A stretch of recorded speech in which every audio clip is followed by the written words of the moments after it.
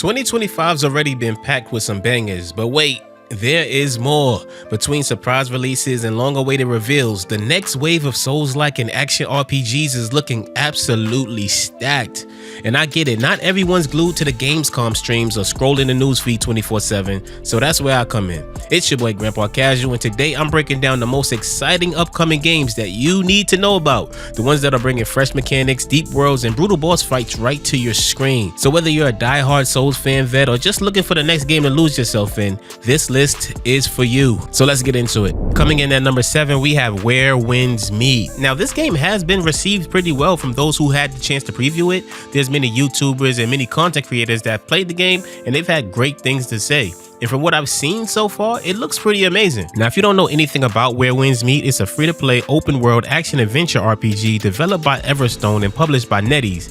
It blends solo play with co-op MMO elements and gacha mechanics at the same time. Now, combat in the game seems fast and stylish, and players with Souls-like experience may find the gameplay familiar, though the game does do its own thing with the progression and customization. And from some of the previews that I've seen, this game has a robust character creator. Yes, every slider that you can imagine is probably there. Now add this to the fact that the devs already said that there is over 150 hours of content for this game already. So if you're looking for an in-depth, robust experience, this is one well worth checking out. Where Winds Meet is expected to launch in the US on November 14th, 2025. Next up, we have Ghost of Yotei. Ghost of Yotei is already turning heads, and it's for a good reason. It's the next big exclusive from Sucker Punch. So if you love Ghost of Tsushima, this is about to be your new obsession right here. But it's not just a sequel, it's a whole new journey with a new protagonist named Atsu. And she's out here for revenge against the Yotei 6, the same killers who wiped out her family. Yeah, so this is personal. But what's really exciting here is the amount of freedom that you get. You can hunt your targets in any order, and the game encourages slow, thoughtful exploration of the region of Izo. And it seems to be drenched in Sakura trees, mountains, and moody skies. So think Red Dead meets feudal Japan, and yes, multiplayer Legends mode is coming back, just not until 2026 though. So we're talking about deep combat, multiple additions, and an evolving world that doesn't rush you. Ghost of Yotei is shaping up to be a PS5 must play, and honestly, it might end up being one of the defining RPGs of this generation. And this one is dropping this October, so you don't have much more time to wait.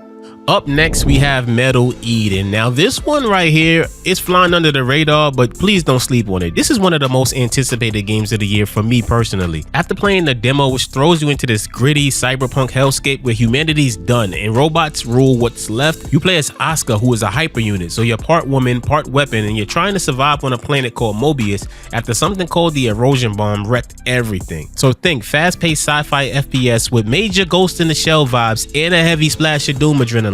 But the twist here, it isn't just run and gun, it's story driven. Asuka's actually on a mission to piece together her past and confront what she's become, all while slaying her way through handcrafted missions packed with cybernetic warfare. Combat is looking really slick too. You get the wall run, you get the core rip while knocking out enemies with super punches all at the same time. It's looking really good, and if you're the kind of player who craves world building with your chaos, Metal Eden might be your next addiction. So keep this one on your radar. It is right around the corner. September 2nd is the day that it launches, and it'll be on PC and consoles. Next up, we have Onimusha Way of the Sword. Now this one might be a sleeper hitter next year, and no, this isn't a remake. This is a full-on reimagining from Capcom, and it's hitting that little sweet spot between Nioh and Sekiro. You play as the legendary Miyamoto Musashi, and from the second I seen the movement, I knew this wasn't some clunky Souls clone. Nah, this game moves different. Dodging and parrying look clean, the combat looks tight, and the tension, oh my god. It has that classic Samurai Showdown energy, and it's really something that gets me excited. So this is another one to look forward to if you're tired of floaty controls and just want to square up and get surgical with your blade. This one is dropping in 2026 though across all major platforms, and yeah, I'm calling it now, this one is platinum worthy. Next up, we got Lords of the Fallen 2. Yes, Hexworks is back with Lords of the Fallen 2, and this one might just redeem the name. So the re-revival of Lords of the Fallen wasn't really received well. Initially, it had some performance issues, and the gameplay just wasn't what players wanted or expected from a Souls-like. A lot of people were looking at this game craving something to scratch that Elden Ring itch, but it kinda didn't fit the mold. But it did have some interesting systems within the gameplay, like being able to use your lantern to be able to traverse into the Umbral Realm. Like, I thought that was really cool, especially when it came games to navigating and figuring out puzzles within the world. So Lords of the Fallen 2 is set 100 years after the last game, so it's a standalone follow-up, so you might not need to touch the first one really to dive in. But what you do need to know is you can expect the combat to be brutal. The world is even darker here, and Hexworks is promising the version they wanted to make from the start, so this sounds promising. This one is set to launch in 2026 and could be a sleeper Souls-like that finally earns the title. And if not, well, at least we'll get a killer trailer out of it, right?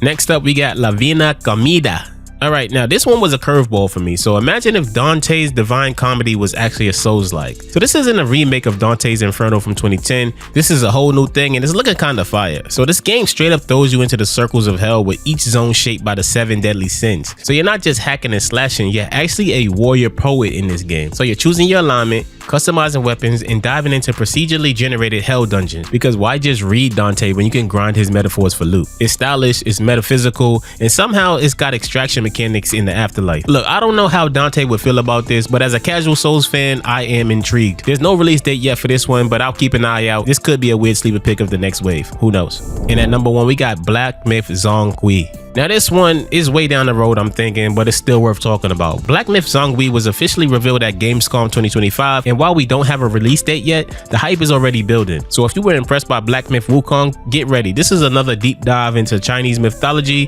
that could be even wilder. You're playing as Zongui, a Taoist deity straight out of legend. He got a massive red beard, bulging eyes, and a literal army of 80,000 demons under his command, and his job, exterminate all evil spirits and ghosts. So yeah, this is not going to be your average warrior build. Nonetheless, there's still a ton we don't know. Game Science already admitted that the storyline isn't even done yet. But what we do know is that they're aiming to mix familiarity with surprise. They want players of Wukong to feel at home, but also catch them off guard in the best way possible. And there you have it. Those are 7 upcoming games that has us giddy. Let us know in the comments which one was your favorite, or maybe if we missed something. We're always down to have conversations with you all.